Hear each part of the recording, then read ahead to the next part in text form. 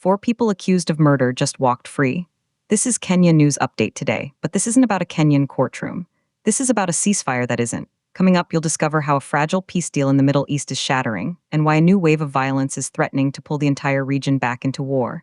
Meet the Bekaa Valley in Lebanon, a place of ancient history and modern conflict. On Friday night, Israeli airstrikes shattered the quiet. At least 10 people are dead.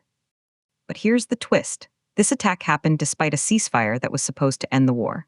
For 13 months, Israel and the militant group Hezbollah fought a brutal war.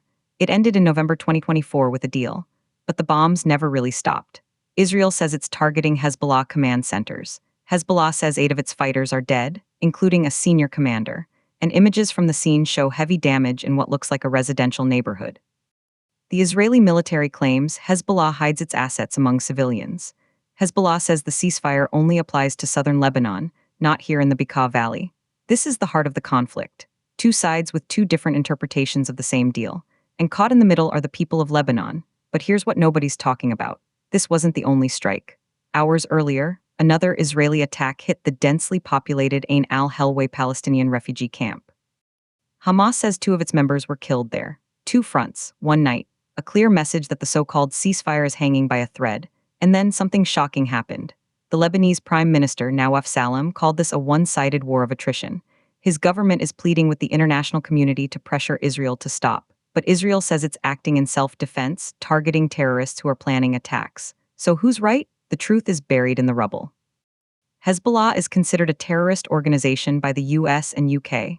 It's backed by Iran, and it has so far rejected calls from its own Lebanese government to discuss disarming its weapons in places like the Bekaa Valley.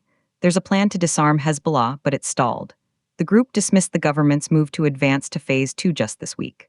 This is a government fighting a militia within its own borders, while another country bombs from the outside. The stakes couldn't be higher. If this escalates, we're not looking at a local skirmish. We're looking at a regional war that could draw in global powers. The United Nations is watching with heightened tension. For the people living there, every night brings the sound of jets and the fear of explosions. This is the grim reality of a peace that exists only on paper. Some say Israel is defending itself against an imminent threat. Others say these are blatant violations, killing civilians and fighters alike. But if the ceasefire deal is broken, what's left to stop a full return to war? Do you think targeted strikes during a ceasefire are justified self-defense or a dangerous escalation that risks wider war? Drop your take in the comments. Subscribe to Kenya News Update today for more breaking global news that impacts us all.